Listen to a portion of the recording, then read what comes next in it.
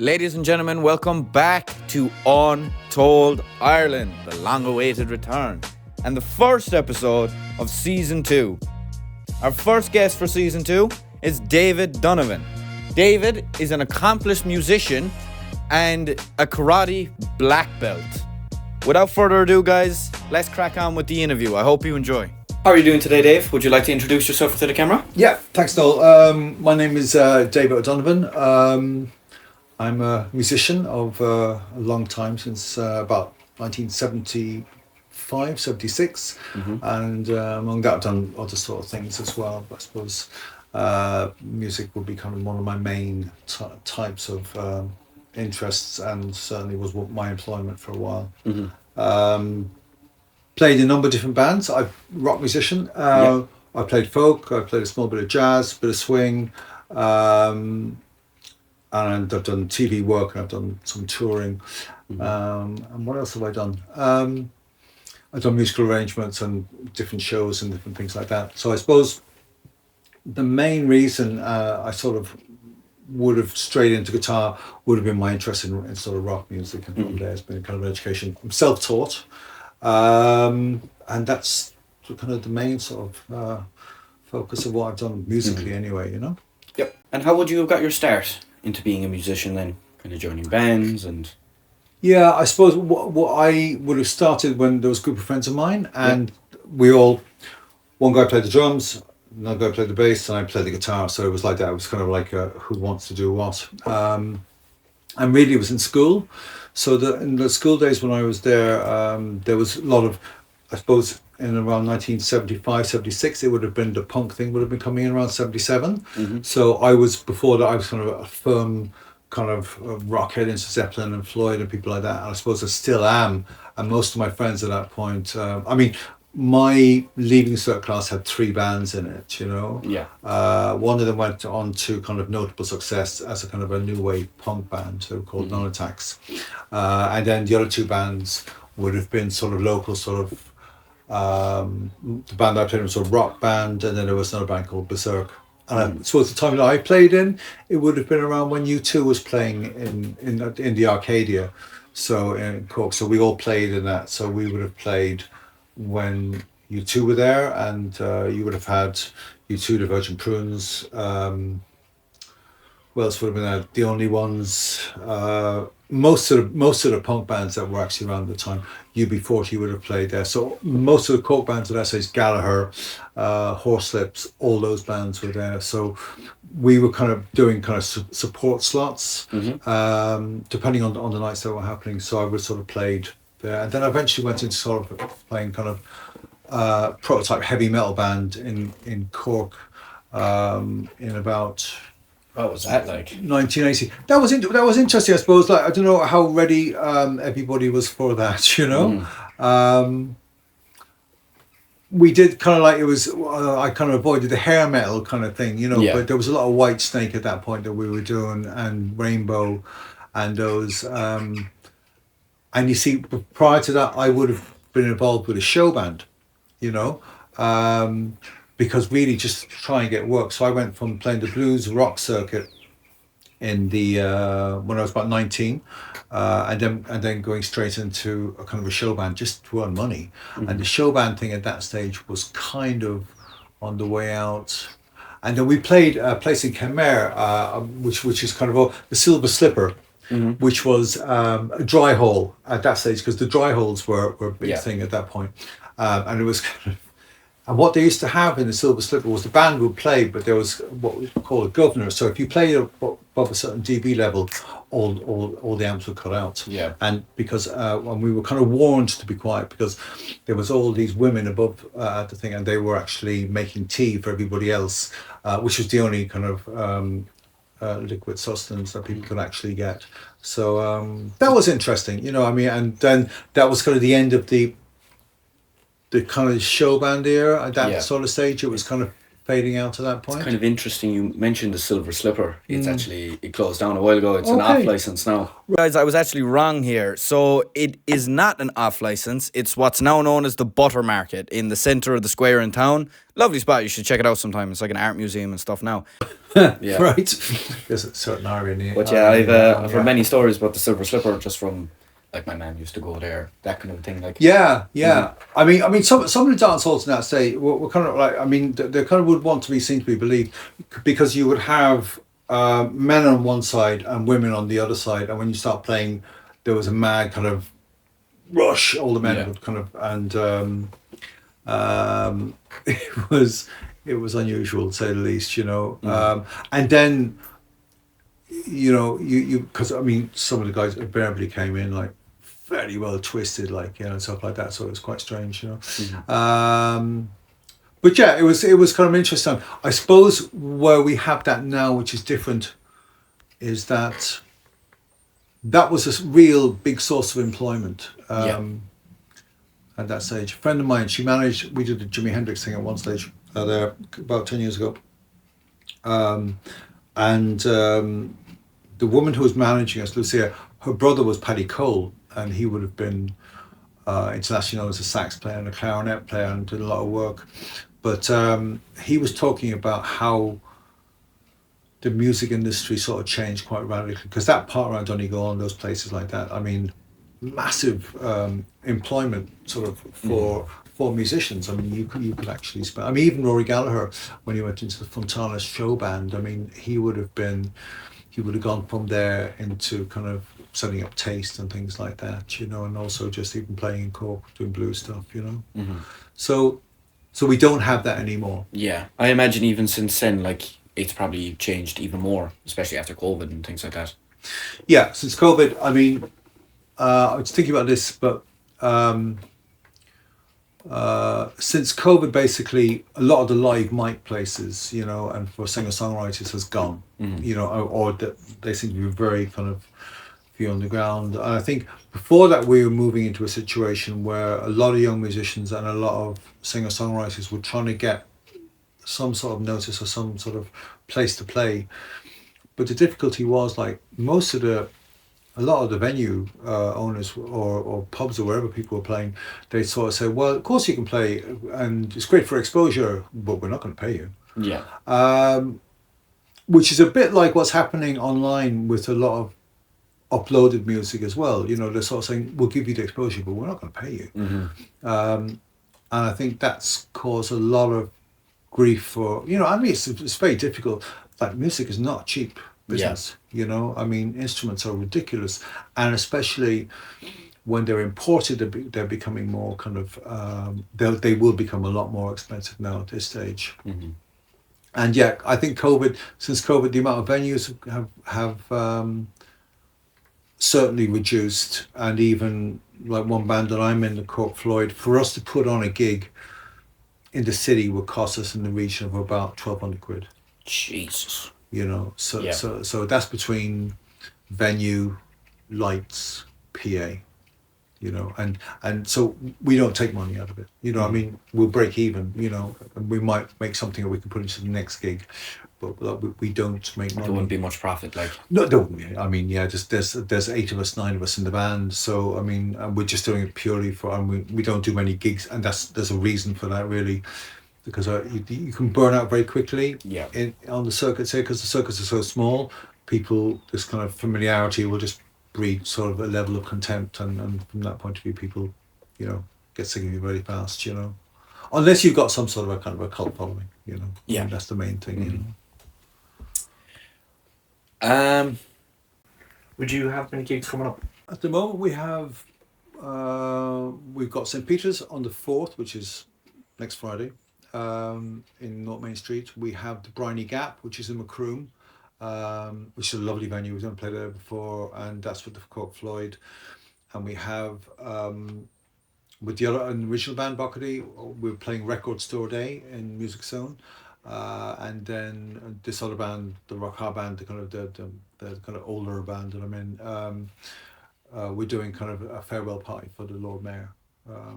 So because and for the Greens because it was the first time, so they've got us in just to do Cork kind of original sort of stuff. So we'll be doing that. I think Takara's going to be doing some singing as well in that. So so that's what we'll be doing. On the topic of putting music online and stuff like that, do you think that online streaming has kind of changed the culture of the industry at all, or would you say like Oh, the difference is kind of- absolutely, yeah. It's I mean, it's what it's done is, I suppose there's been a couple of effects.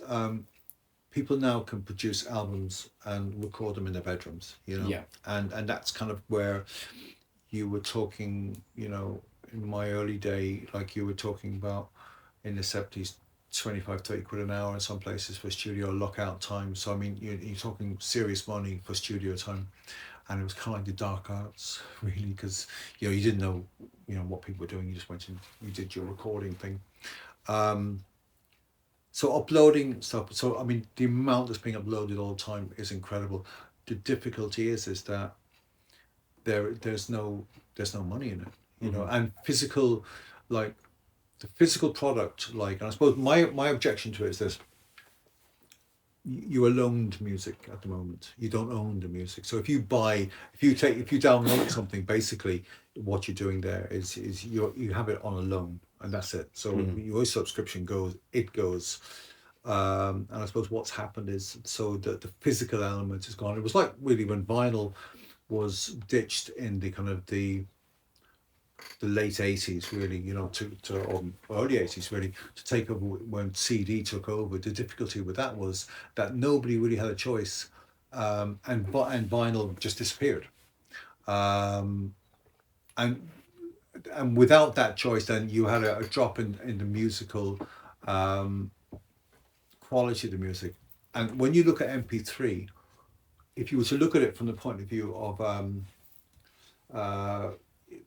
if you to look at it on your kind of your wavelength chart, so basically from 200 hertz to whatever, 1300, there's no middle in it. So in other words, because it can't process that, it'll cut the middle completely out of it. So that's why MP3 quality of music is not good. So if you buy a CD, and if you play the CD, the vinyl will be better than the CD will be better than MP3. So you've lost that quality out of music. I think the other thing is that people, whereby when they were putting albums together, they would put it together sequentially. So you had a side A and a side B.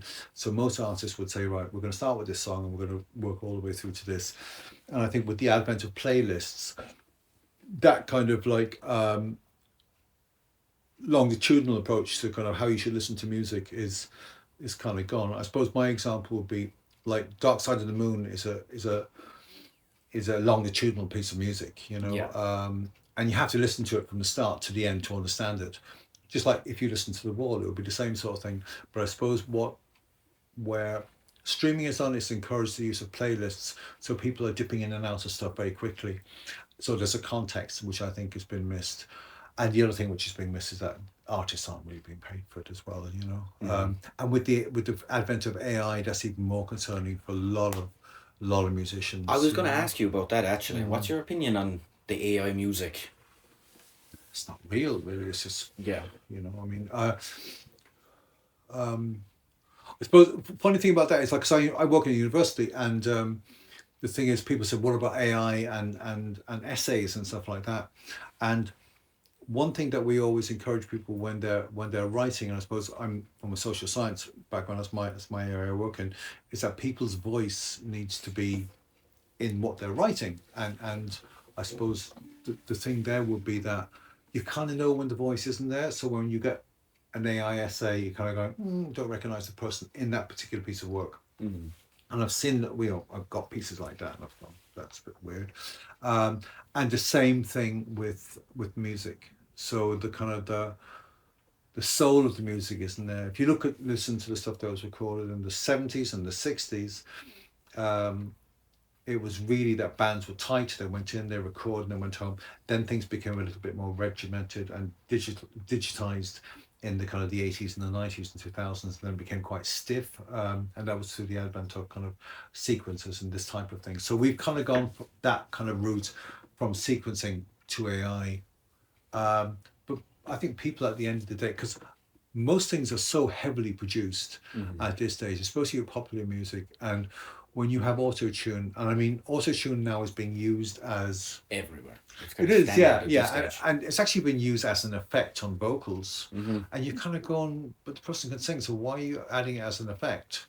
And auto-tune definitely is something that I mean, people are cheating, you know. And also, then there's the other thing at the moment, and there's a lot of stuff online about this, is about people miming, especially vocal miming. And I mean, there's been artists there, they've come out and they've done analysis on really big artists like, you know, from Taylor Swift on, and they've looked at the kind of the audio spectrum. Yeah. And they sort of said, right, okay, you know, she's singing here, and this has happened to a few of them, and the Eagles and a few other kind of bands, and they said, right, 2 weeks later they were singing here, 2 days later, but the exact same frequency diagrams coming up, which is impossible because you can't do that, you know. I mean, up to milliseconds is kind of correct. So people they're kind of cheating that way. Yeah, and like a lot of artists as well now, they wouldn't even really be singing when they're up on stage. No. Like they'd have the song playing and they're kind of just lip syncing away to it. That's it, yeah, and that's the scary thing. And so are we going to watch people dance? You Pretty know, much, yeah. yeah, and like you could be paying in the region of about, you know, I mean, 100, 200 quid in some instances. God knows how much you pay for Taylor Swift and those. I mean, people paid a lot more for those people, Yeah. you know. And I was at Dave Gilmour in the Royal Albert Hall when he did his album before last, and because one part of a song that he would have sung in the studio is too high for him, he got somebody else to sing it. So he wasn't kind of trying to pull a fast one and say, well, I can't sing this. So he actually got somebody else to you know, the backing vocals and the arrangement. So it was like that. So you have that. So within a certain group, you have a certain integrity, I think, which is there. But I think by and large, there's never been a lot of integrity in music anyway. And I think Jimmy Page sort of said he went from the music business to the music industry. Yeah. And I think when you've got that, then you've got the overriding thing is the product and how the product is being sold, you know. So I think, you know, you've definitely got those type of things going on, you know. Yeah, like I'd say a big part of it as well would be that lots of people now, like, they be making music but their heart's not in it, like, do you know what I mean? And then you have the record labels then that kind of, they just see it as product and they want to steal all the money from it essentially and give people awful deals and all that thing. Yeah. Like the whole industry, Yeah. in a way, has turned very toxic. It has. I mean, I wouldn't be a fan of it, but even kind of the whole thing, Boys Own stuff that was out in Sky, you know, I mean, the scary thing about that was that those, you know, a lot of them were really kind of messed around by management and stuff like that. And I suppose, you know, and money is a big thing. Like some guys are, you know, and there was a thing I saw online there recently, and this woman has had a couple of number ones and stuff like this, and she said, like, she's wondering now at this age, should she do this as a hobby? She said, because the ticket sellers are making huge amounts of money on what they're doing. And she's sort of saying, she was 100,000 in debt after one tour. And she said she sold out the tour.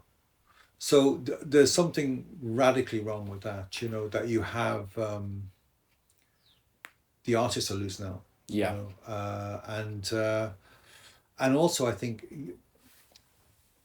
people are being sold. I mean, I think everybody who wants to play an instrument or wants to perform wants to be famous, and that's a natural thing. But the thing is that you've got to move beyond that. You know, you've got to realise that this is an art form and it's about that, and that'll keep sustained. So it doesn't matter. I'll keep playing, so it makes no difference, and I'll be able to dip in and out of stuff as you go along. And when you're young, you want certain things. But at the moment, people only want to be famous. And that's concerning, you know, because it's the wrong reason to do it. And they're not doing it with a guitar hanging off them, you know. There, or else what's happening is with YouTube culture is you've got a lot of guitarists, especially up on YouTube, because I'll probably watch them, but it's never played in a band. Mm-hmm. They're playing in a band is a completely different animal, because you know you don't know where the bass player's going to go, where the drummer's going to go, and you know if the beat changes and something goes a different direction. But if you're playing to a backing track, you're just kind of learning to play with an audio tape. Mm-hmm. You know where, and I think so. It's kind of, you know, people are like, there's a kind of a falsehood there for people, which is a pity, really. So they're not really kind of developing the talent. And there's some really talented musicians online and on YouTube, but the difficulty is, like, if you put them in a band, it would be an entirely different scenario. Yeah, they wouldn't really be able to function. No, and I know this from my own practice. If I'm practicing my own stuff, you know, just to kind of learn it off, you know. When I go in playing with the lads, it's completely different, you know, because live, everything is different. Room, environment, musicians, everything from the type of kit the person's playing, you know, to their bass drum, whatever, like that. Trying to keep up with like the same tempo. Yeah, you know, and so he doesn't drop out, you know. Yeah. So I mean, all those things are. So I think on one level, the online stuff is great, and it's very useful, and the exposure that you can get is good as well. I think on the converse side of that is that there are very few people making a living out of music anymore, and most people have actual, you know, they have a couple of jobs, even if they are being kind of professional, just to keep themselves going, you know. I will say one major positive from it is that it's a lot. Let's say now, someone makes music, put it up on the internet, and they make it out big. If they do it right and they properly manage their advertising and all that stuff, they could potentially get to a stage where they're a big musician and they never signed to no label or nothing, like, which that is. Yeah, the indie stuff is, I mean the independent stuff is definitely, I think, the way to go, because if you get involved with kind of big monolithic kind of label or whatever like that, your chances of making anything are fairly limited, you know, because I mean, people say, well, we got kind of an advance of, you know, 250,000. That's 250,000 that you owe them. You know, so that means when you go on tour, your tour expenses come out of that, everything, your wages come out of that, your pressing, your recording time. So you're just paying that back to them. So the amount of money you might have left at the end of a tour, or at the end of maybe, because they don't do album deals anymore, they do single deals, you know, I mean, by and large, from what I gather, because I'm not involved in that end of things. But I would agree with you. I think when you're independent, you're not writing or recording to, you know, to kind of please a particular thing. You're actually doing your own thing, which I think is a lot better. So I think from that point of view, and you can create yourself, which I think is really important, you know. So there's that kind of right or kind of self-determination, which I think is really good as a musician, you know.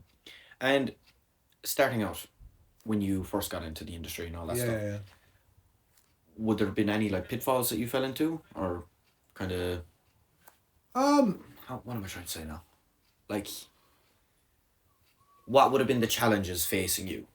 I suppose the first thing is, I think there was a lot more gigs, but I think the difficulty that was there was you just had to try and keep up with other people. So I mean, the main difficulty was just getting good, you know.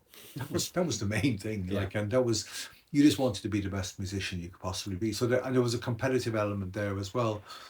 And I suppose there were a lot of musicians looking at other musicians as well, which was kind of good. So in one way it was kind of collegiate, another way it was quite competitive. I suppose the difficulties that I would have seen would be too much on the substance end of things, like and primarily drink. Yeah. You know, really good musicians who were just martyrs for drink, like, you know. Sure, just look at the Gallagher's, like. Yeah, I mean, I drink, but I mean, like, we would think that, you know, that if you're playing, and I had this when I was a young fella, you were compos mentis when you were playing, like, because otherwise there was too many things could go wrong, you know, and like, you know, 3 other guys or whoever's in the band with you is depending on you to be able to perform properly, and that was the biggest thing. I mean, and I played with some musicians who are really good, and I played with some. But the trouble is, they had serious substance issues. One guy, incredible, he's dead, but and that was because of it, like, you know.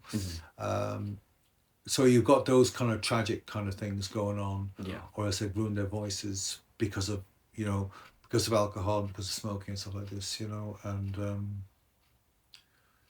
so you've got that. So they were the kind of pitfalls, a lot of them. And the other thing is that the other pitfall is you could get a really, really good, super brilliant musician, but who was just obnoxious, nobody could work with him. Yeah. Yeah, I mean, they're like, you widen the door frame to get the head in the door, So I mean, like, and that was the difficulty there, So and that's kind of that's a problem, Yeah. Because when you're dealing with a band, you can't have the band just based around one person, because otherwise then it becomes a nightmare. Yeah. Might as well be a solo act at that stage. Oh yeah, absolutely. There should be just a backing band. I mean, I suppose one of the reasons why I like Led Zeppelin so much was that they were a brilliant unit. I mean, as a 4-piece band, they were just incredible, but they were all fabulous musicians individually. Mm-hmm. They were fabulous musicians who made a brilliant band. Where there's a lot of bands now who are fabulous musicians, but there's no cohesive element there. Yeah. I mean, Pink Floyd would be the same. I mean, Pink Floyd weren't brilliant musicians. I mean, I think they became brilliant musicians, especially Dave Gilmour and people like that. But ultimately, I think that was the thing, that they as a unit, they worked really well together. Yourself personally, would you prefer solo or playing with a band? I've had to do both. I mean, I've done solo gigs myself, just on acoustic guitar and stuff like that. I prefer working in a band. I mean, most of my recordings, I would kind of have done solo and bring musicians in to do stuff. But I suppose I work with a drummer now, because I don't play drums, but I would play bass and I would play small bit keyboards, and mainly sort of guitar work, or lap steel or whatever I would be playing, or mandolin or anything like that. But yeah, the vibe with a band is different,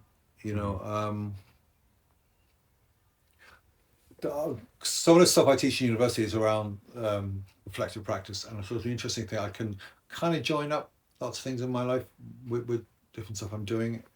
But the guy this guy called Donald, and he wrote an awful lot on reflective practice, and he was a musician as well. So we use that in kind of teaching youth work and social and kind of engagement and that type work, community work.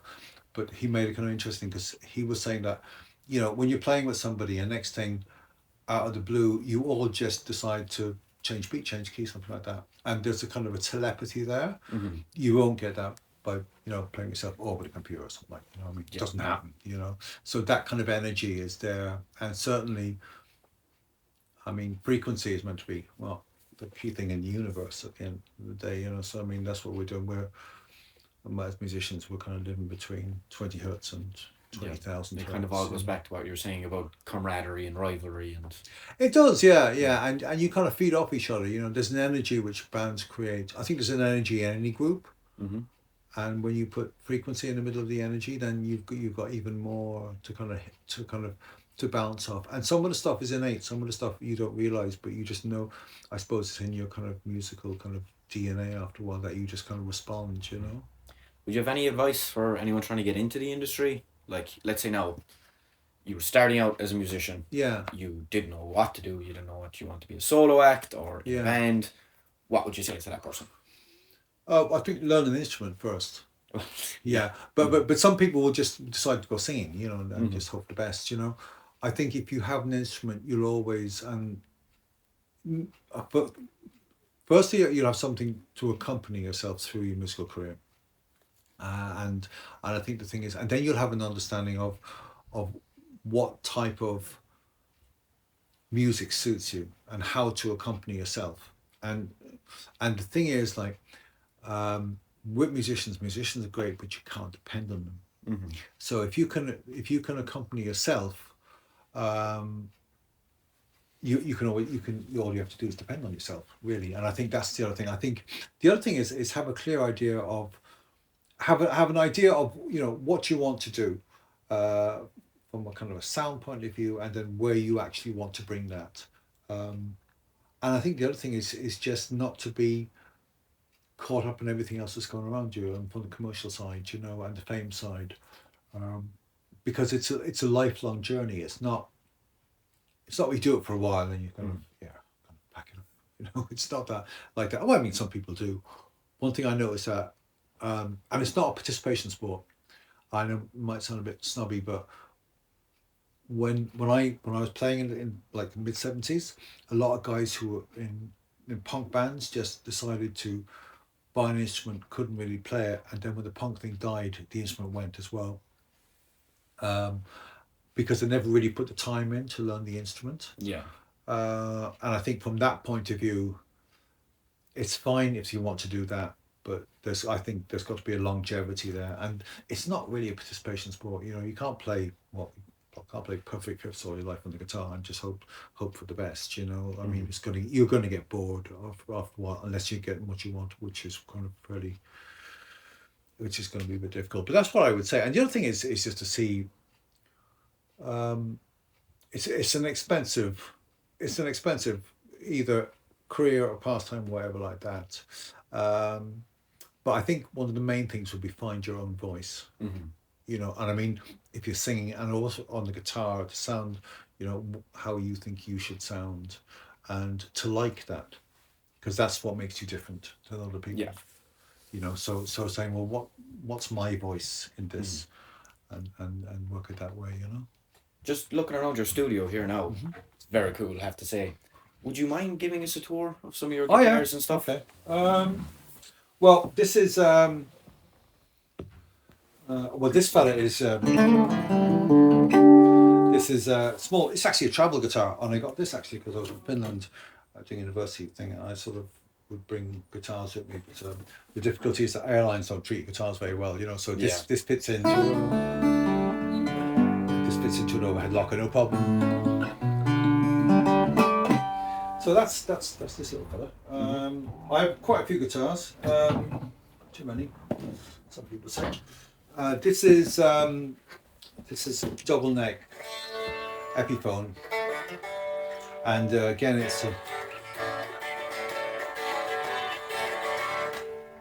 and 12 and 6.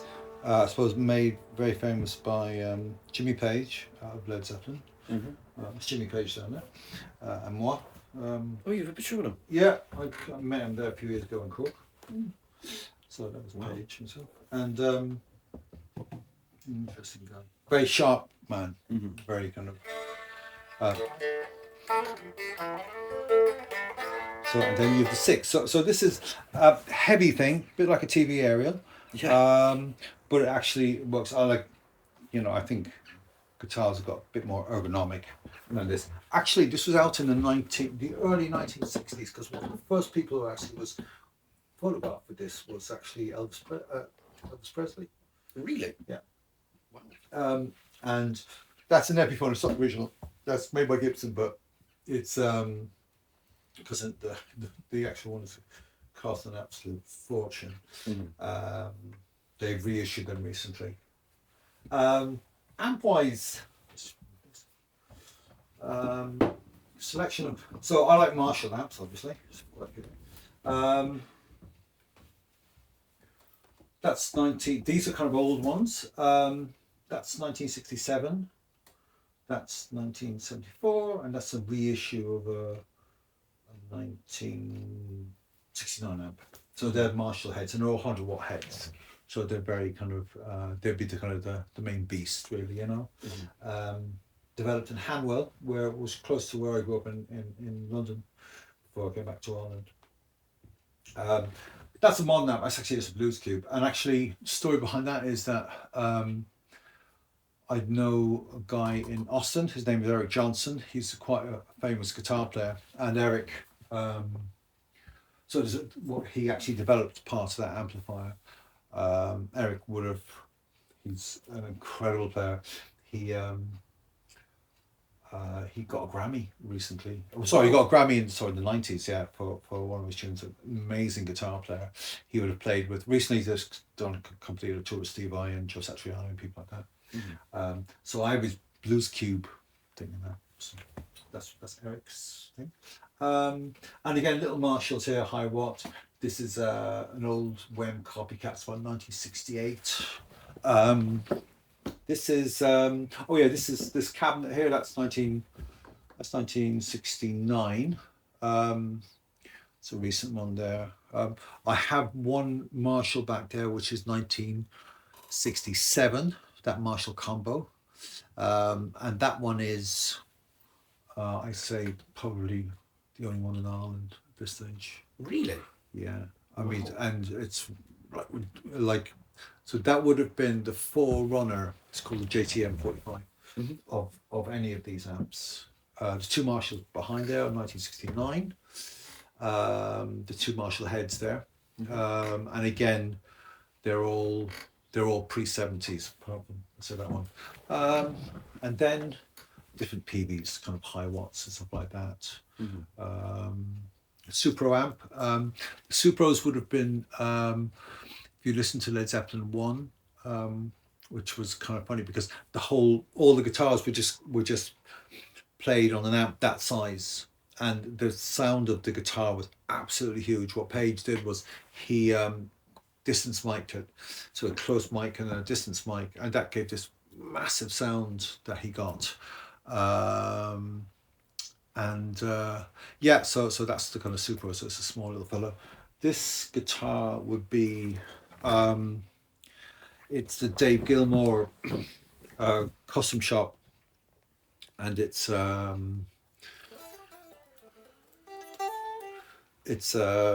would be a copy of his. Now it's relict, so by that I mean they basically busted up, specially. And so it was kind of an exact copy of his, it's all handmade, of his Stratocaster, his 1969, I think. No, it's 62.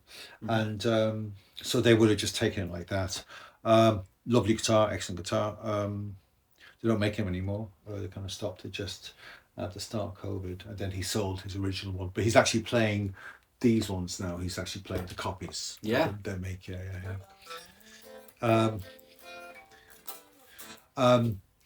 Stratocaster probably made famous by Jimi Hendrix, of all people, you know.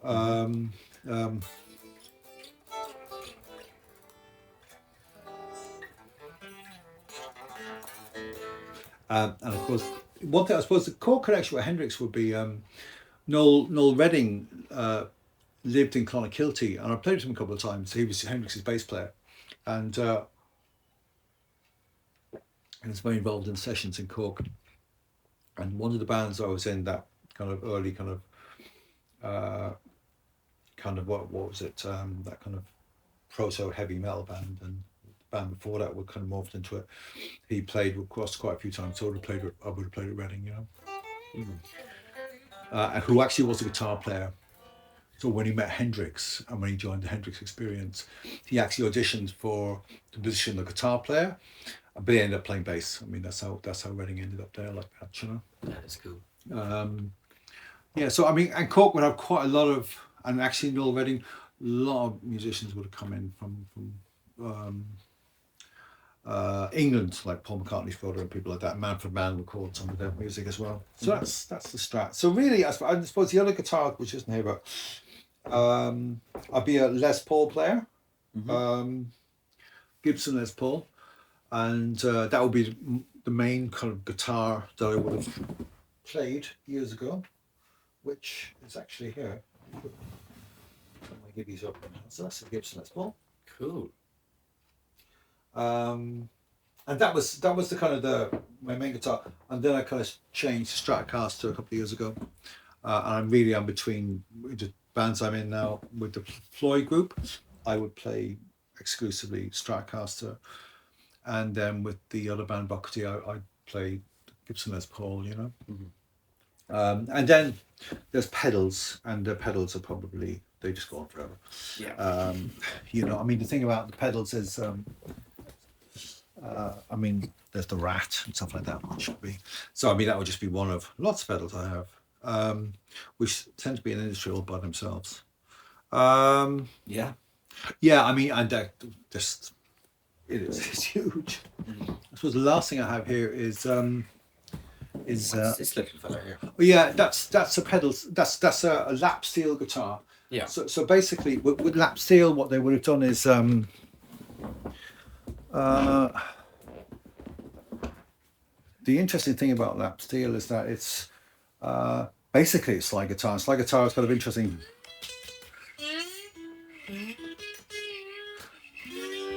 So you kind of would use it very much. I would kind of use the volume on an awful lot down the parts. Country instrument, but also used for rock, and especially with the Floyd stuff as well. We would use it quite a lot. And is it played like that? Like just Yeah, laid down yeah, flat? yeah. It's laid down flat, and see the action is very high because so you'd be kind of, you know.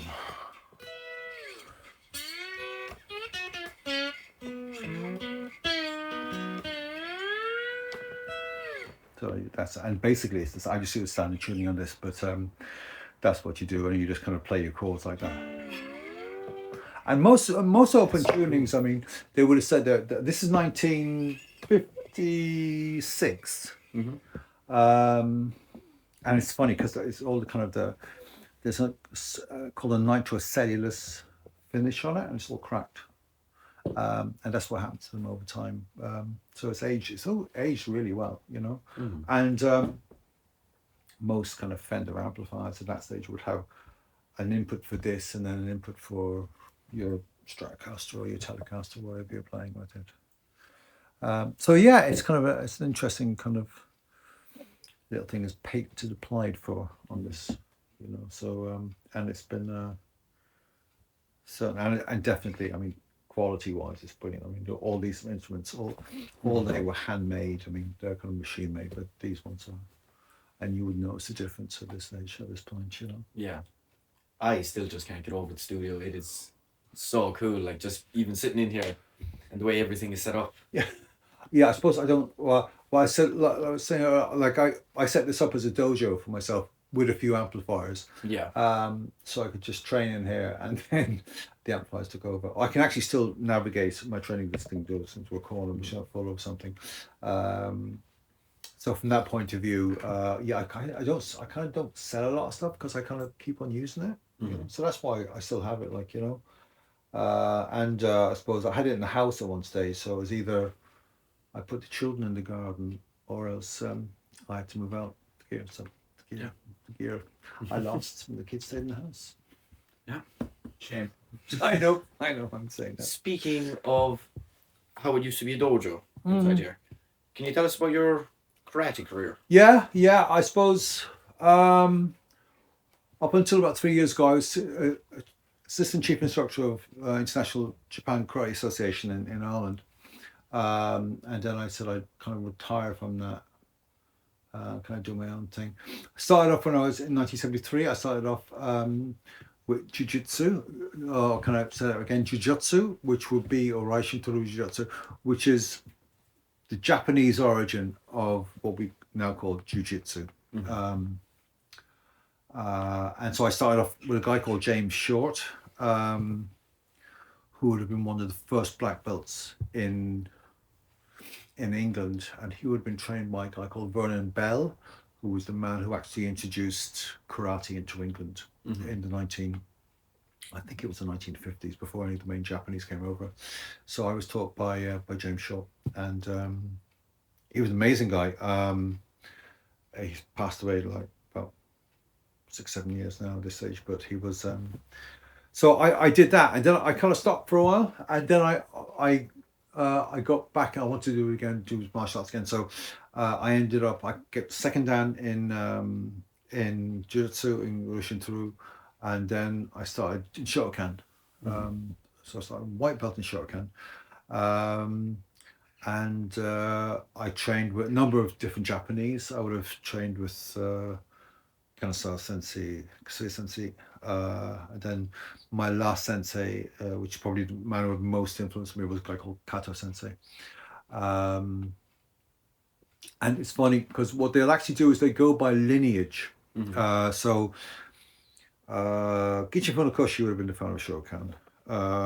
Masatoshi Nakayama would have been one of his students, and then my sensei then would have been Kato sensei, who would have been Nakayama's sensei student, and then there's me. So there's that kind of lineage. So I'm not too far removed from the original Shokan, and I was one of his kind of inside students for a long time, up until the time of his death.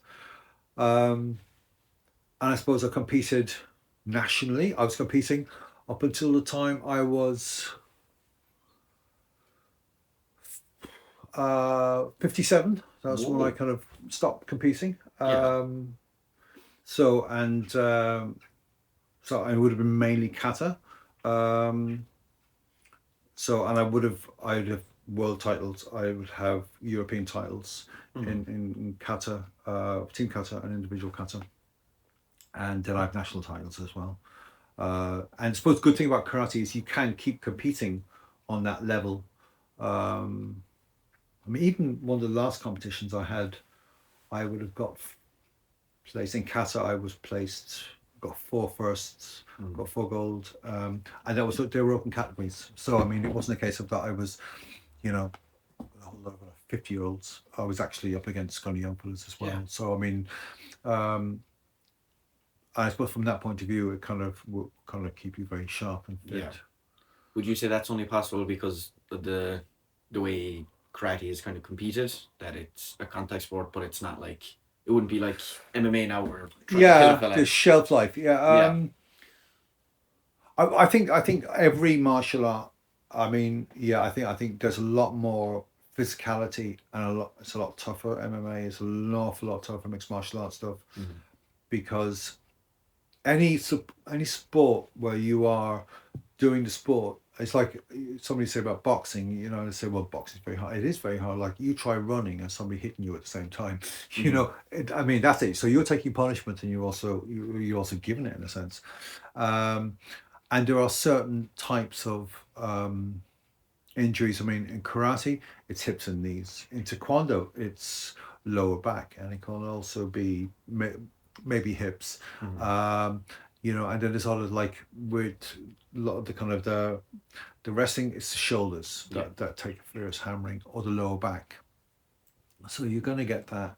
The difficulty is, I suppose, when I start doing it, is we just can't put the brakes on it, so you go out when you're injured and you train. So the level of common sense just wasn't there, and I suppose that's been a problem. So I mean, from that point of view, what I would say is that there are injuries, and they all have them. I suppose it's about how long the shelf life is. I mean, with karate, look, I mean, I can do karate hopefully up until the time I'm 80, until I kind of die, and most of the guys I know did it.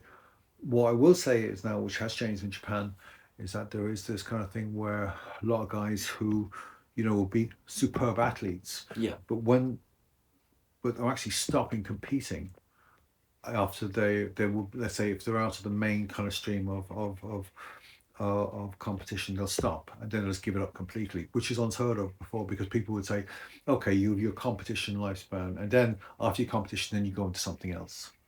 And I suppose the tragic thing is, again, it's a bit like the kind of the music thing, that when fame isn't going to be knocking on my door, I just give up, And the same when I can't compete in world championships, I'll give up. Where people would say, well, that's only a phase that you're going through. And I suppose the way I was taught martial arts was that's just something you do and you go through, but there's so much more that you learn afterwards. So you don't need to be, in kind of on tatami all over the place, doing your thing, So I think from that point of view, I think there's a longevity which is good in a lot of the Japanese martial arts. And the same with, like, I do Iaido, also the Irish Kendo Federation. And I suppose the interesting thing about that was that's just with in Iaito, it's a sword, or maybe it's a blunt sword. But the thing about that is it's kind of like a meditation. There's only you and the kata, and there's only 10 katas, that would be the main sort of, and that's what you would actually do. And it's really about that type of meditation. So it's really based on your centering yourself, so you and the sword being one, and that's what it is, Is there much kendo in Ireland? I would have. There is, yeah. Wow. there's kendo groups in Cork and Dublin, and they would sort of compete. There's another. I think there was something in and around Kerry at one stage. There was a group, and they were involved with the Irish Kendo Federation. Mm-hmm. Kendo's unusual because it has the Kendoka, and then there's the Iadoka. So you've got two, and then you've got other kind of offshoots from that as well. People doing Joe stuff and stuff like that. And Cork would have been quite prominent in kendo for quite a while, and in Dublin there's quite a few clubs as well, and Iaido sort of has come in from that as well. Like Iaido, in a very contradictory way, is probably one of the most. It's a do, so it's a kind of a path or a way, but it's probably one of the most violent types of things because you are visualizing cutting somebody up with a sword. Yeah. Which is kind of weird, but it's actually a meditation, and I suppose the Japanese have a very interesting way of actually diffusing an awful lot of, especially with kind of like aggression or testosterone or whatever like that. It's about putting in a certain direction, where you channel it off, and it's like that. So it becomes a kind of meditation, So you don't feel the need to go out and take your yaito or your katana out and on the sword on the street just for the crack. Yeah. So it's kind of like that. So you're actually addressing those internal kind of, I think from a male perspective, certainly how males deal with their own levels of aggression and stuff like that. Yeah. So I think from that point of view, and I think martial arts in general do that anyway, I'd say every form of martial art Yeah, is great for that. Yeah, it It's is. such an amazing outlet for men to actually, like... Yeah, and you're not going to turn out on the street for a crack, you're not going to do that. You're going to say, and I think there's, when you go in to a dojo or practice all over, and you're doing it, and you have to respect your opponent, because if you don't, then the whole thing goes out the window, really, And then the discipline you learn from it as well, then it's Yeah. And that's the word. It's a discipline, and you are learning to discipline yourself, and you're learning to be aware, and you're learning to be, and there's a funny thing about it. Even when you're fighting with somebody or kumite or whatever sparring, there's that reciprocity, there's that kind of giving and taking type of thing, and there is a kind of a dance going on in the sense of you responding to what they're throwing at you, and you do, and you counter it, and you kind of go in. So I mean, all those types of things are going on, and there's a kind of an art to it. You can look at it on one level. There is a kind of a very primitive primal thing, but what you're doing is you're addressing, I think, the primal drives there, which I think, I mean, if you want to get psychological, you go back to Freud, and Freud would say, we are sex and aggression, and everything that's on top, we're just pushing all that stuff down, so all the niceties and all the sort of stuff that our ego is managing all that stuff, so we're not raving psychopaths, and we're not kind of trying to, put ourselves down all the time between the kind of super ego and all that sort of carry on, and the id. But the thing is that with this, you kind of channel it, and I think you can recognize it. With martial arts, it recognizes those types of things, but you're containing it within a certain environment, and in as safe as you can make it, you're making it safe.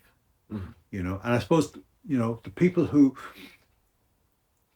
put it out there and mess around and just kind of abuse it will always come unstuck anyway, and that's always been the way. So if people are messy in martial arts, they're going to come unstuck somewhere. They're going to meet somebody who is bigger, better, faster, sharper, and that's going to happen. So humility is a huge thing in that as well. And I think that humility is really born of a self-understanding, So I think those things are, so I think as a discipline, I think it is, I would encourage everybody to learn martial arts. Because, I kind of think it would solve a lot of kind of internal problems for people as well, that they can, you could just channel that particular type of energy someplace where it's positive, Yeah, and then learning how to protect yourself as well is very absolutely important. Yeah. Guys I know who've done who've done like a lot of kind of Brazilian jiu-jitsu and stuff like that, and also the MMA stuff, would say it's like a game of chess. You have to think so many moves ahead. Yeah. And you're trying to think, what moves are they doing which is ahead of me? And so there's that mental aspect of people. So on the outside, people would just look at it as, you know, people might be just trying to kill each other, you know. But when you look at it in terms of its structure and what actually underpins the particular art, you're looking at things which are kind of very definite like that, in terms of there's an intelligence there, there's an intelligence in people's actions. They might be able to explain the action, but the action shows intelligence, you know, which I think is, from a philosophical point of view, is really important. It kind of goes back to the name as well, that it's a martial art. Yeah, like yeah. It's an art form. Yeah, it is, you yeah, know? yeah. And it's not, yeah, exactly. And as I said, like, it weeds out people fairly early on who can't understand the art bit, you know, and also and the discipline bit, you know. And it's funny, the people that actually kind of, they actually deselect themselves from it, you know, because somebody hits you in the mouth and you go, It's not for me. not guys. for me, It's not for me. I'm out Yeah. of here. When, you know, you get hit in the mouth all the time, you say, well, I just shouldn't have been there, or I should have blocked, you know. So, and it's kind of a bit like that, really, you know. You kind of like get stuff that way, you know. Somebody said about getting hit, you just, why were you there? And you kind of went, yeah, okay, you know, I mean, why was I there, you know? And you kind of learn that way. And you also learn by, you know, you learn by knocks, which I think is, and I think what's happened recently is that a lot of people, you know, I've been to karate competitions where people rock up and say, where's our participation medal, or where's our medal? And you're kind of going, did they win? And they said no, but they turned up. Where the thing is that just turning up is winning, you know. Yeah. You know, getting beaten is I remember having refereeing us one thing, a parent getting really stuck on me saying, you know, my son got beaten within, you know, the first, I mean, he got beaten within about 30 seconds, but I said he went out there and did it. You know, I mean, he got caught with an amazing score. And the guy said, well, I'm in another martial art, they get a second chance. Well, I said, well, in this, it's just that it's one punch kill or it's one kick kill, and that's it. You know, and the score is in and it's clean, we just go ippon and that's it, and then it's gone. And he said, where's the development now? I said, the development's actually going out there and doing it, you know, and going back to next time and saying, okay, I'm not going to let that happen to me again, you know. So I think those things, and that's what builds people up, you know. I've learned more about messing up, either from a musical point of view or from a martial arts point of view, than I have real, you know, from the times when I've gone well, you know. So I think from that point of view, I think, yeah. I remember there was one time when I was doing karate as a younger me. I went into I was in a competition, and I was okay. I wasn't special. I was a young fella, and my opponent happened to be, I was a blue belt at the time, I believe, and my opponent at the time just happened to be a ginger girl. Right. Yeah. So I'm there like, this is going to be easy, this is going to be light work, and I'm saying this to my mother. Yeah. And I'm going, oh, she's dead. I go out there and I get obliterated within 10 seconds. And then the only thing I remember hearing is my mom laughing. Which stuck. And then I had to be a man and own up to it. No, I didn't. I went up and said, I let her win because she's a girl. And everyone went, nah, we don't believe that. Yeah. And like, because I remember seeing, we brought guys to Bournemouth before, and like, and girls, it was a girls team, and the girls team that went out there, they killed everybody that was in front of them. And the boys were actually afraid at one stage from Poland, different groups, to go out against them. I mean, because they'd eat you without salt, like, you know, just. But that type of thing is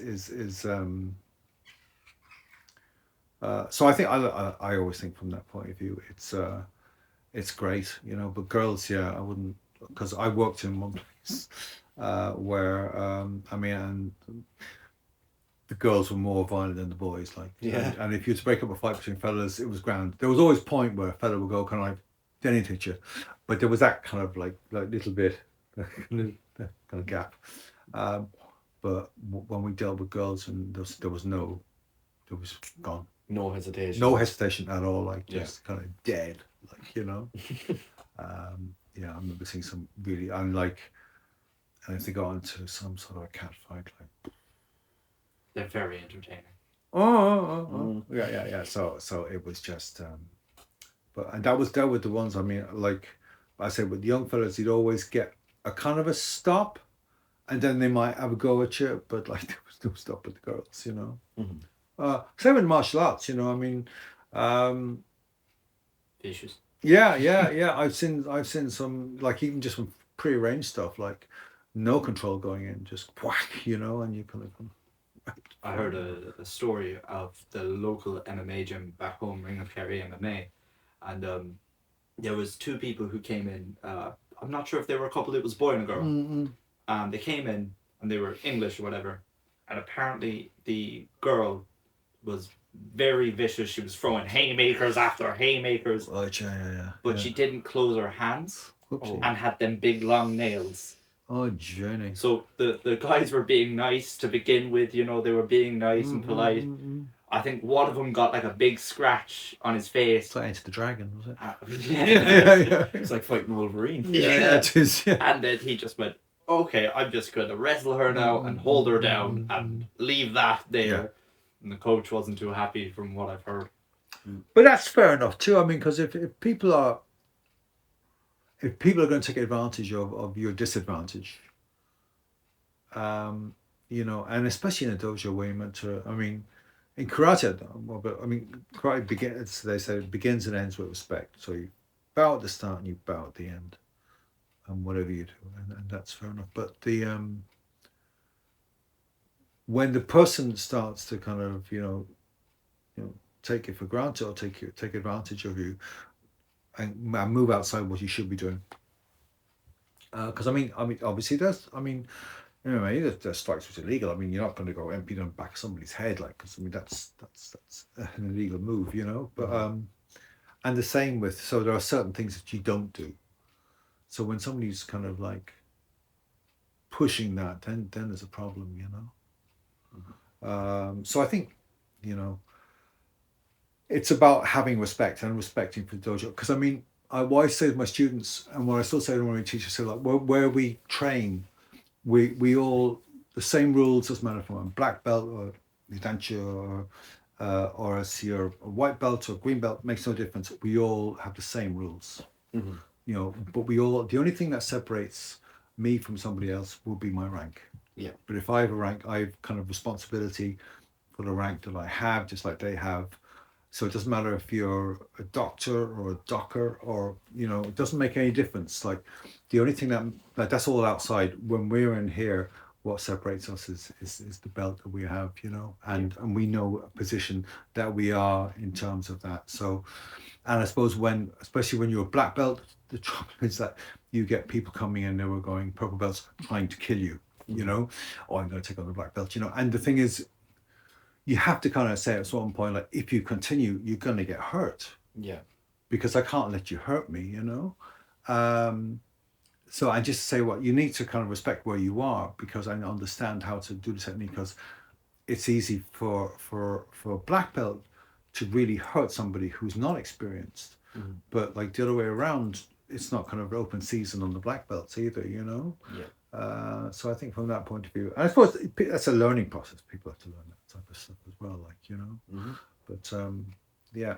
I do think that is a massive aspect of all martial arts. It's knowing, like, when it's time, for instance, with MMA, it's like knowing when it's a fight and knowing the difference between a fight and a spar. Yeah. Because there's training and then there's difference. You know, because with training, you don't want to injure your teammate in any way. You just kind of want to keep training, improve both of you. You want both of you to improve. Yeah, I mean, and there's got to be that kind of reciprocal kind of arrangement there, because otherwise, and you see it. You see when people are sparring with people, and you see some people who just want to beat up the person they're sparring. You know, and I suppose in boxing gyms we've seen quite a lot of head injury, serious head injuries have occurred over the years, and some people would say that more head kind of you know, especially to do with impact to the brain and stuff like that, more that's happened in sparring than it has actually in fights in any of the kind of the bouts.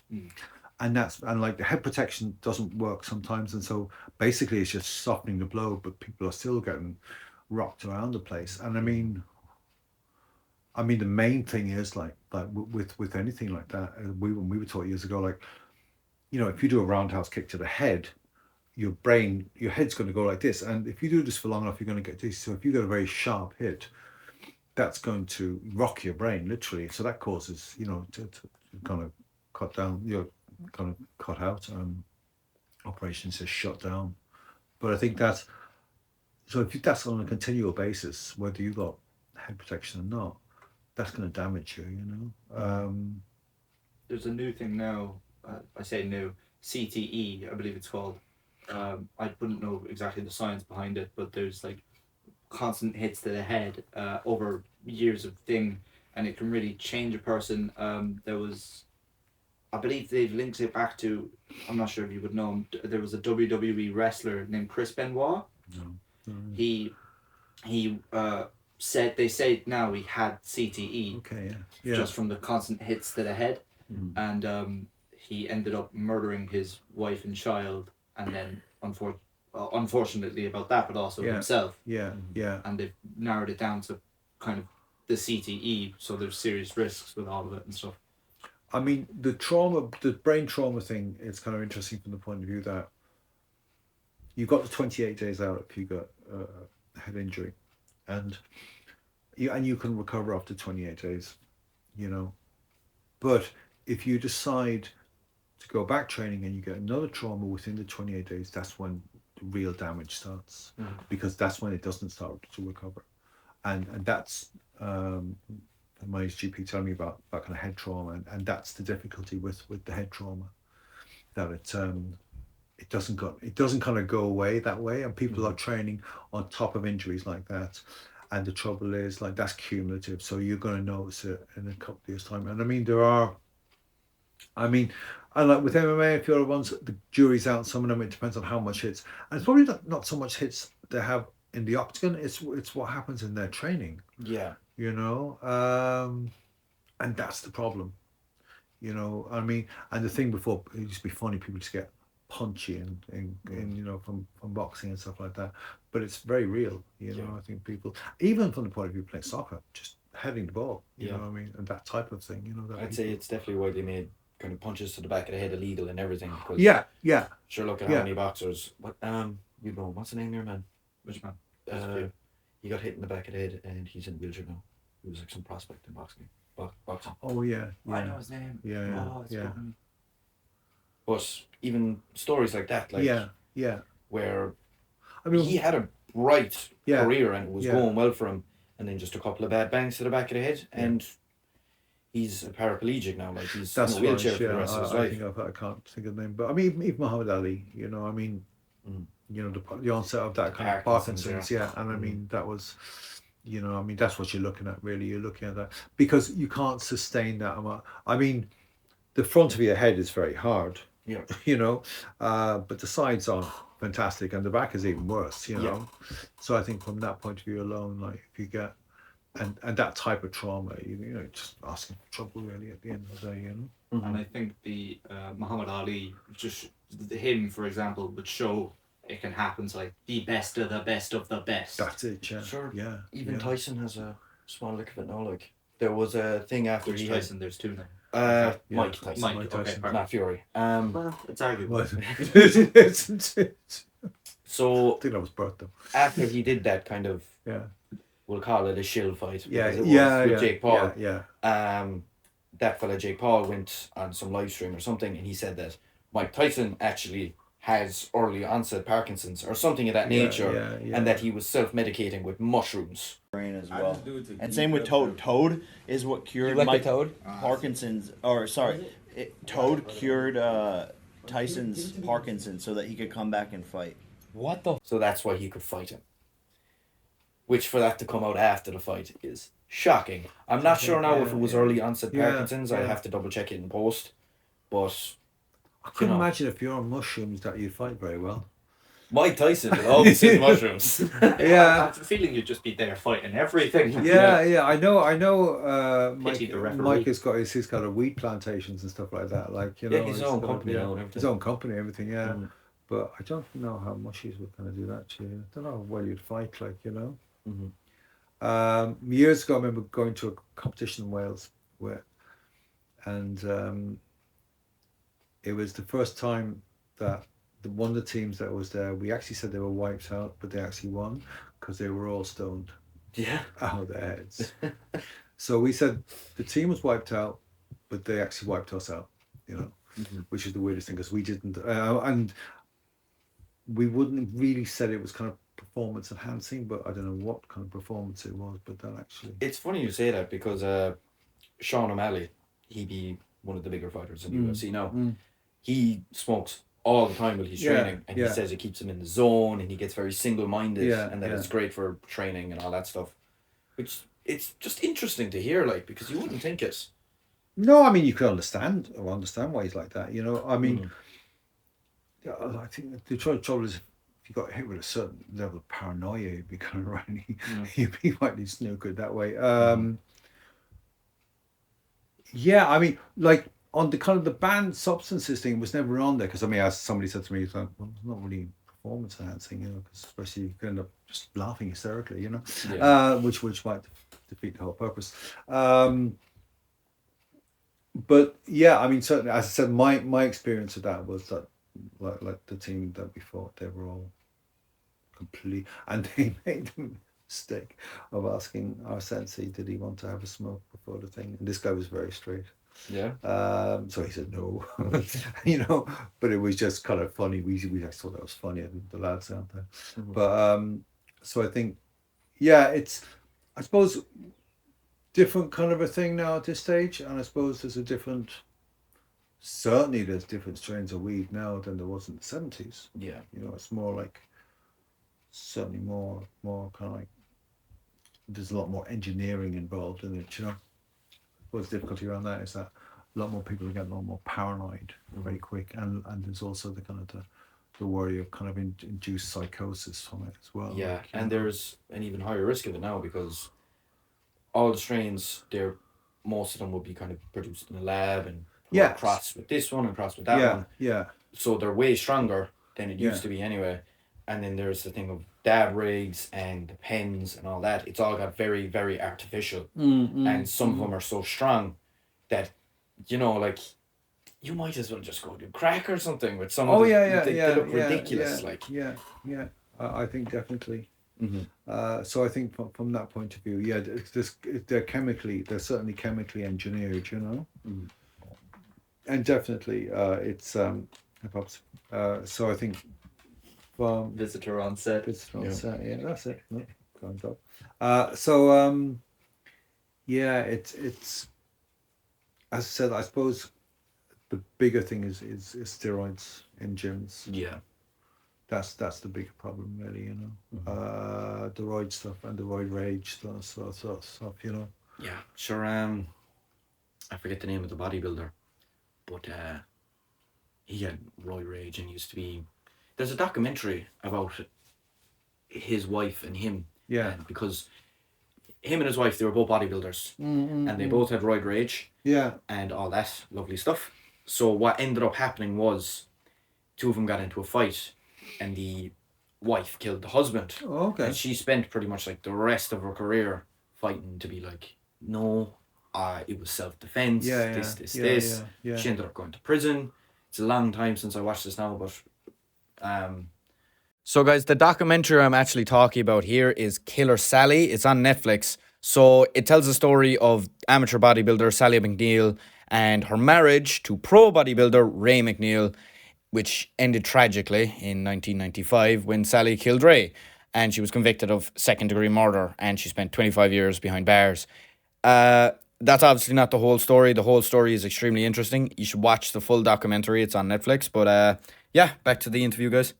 It's just scary to think that, like, for example, with the bodybuilders, they're on so much of everything that some of them will start to lose their bloody mind, and they'll just become vassals of anger. Yeah. Do you know? Yeah. And it has, I think that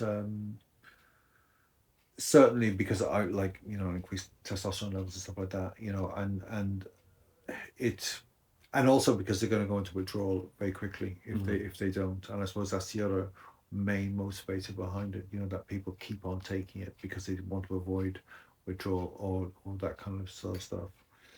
And also, I mean, like, the difficulty also is that when you, I mean, even with a lot of training in the gym, the amount of endomorphine you're throwing around your body producing, you can start to go in withdrawal even with that, even if you're not taking anything, you know, I think. And I think that's why certainly when the whole gym thing started coming out in the 80s, people were concerned about that there was too much kind of endomorphine, too much kind of, and the difficulties, people started going into withdrawal then if they weren't training like that. So I mean training, and I mean the training thing is the rest day is the best day. Yeah. You know, it is, because I mean your body needs to repair, you know. So we know an awful lot more about training now than we did before, thank you God. Yeah. I might finish up now with the last question because we've taken an awful amount of your time here now. Sorry. Yeah. So, is there any advice you would give to the younger generation? Just off the top of your head. Yeah, I suppose, yeah, because I suppose we do this when I teach classes. I suppose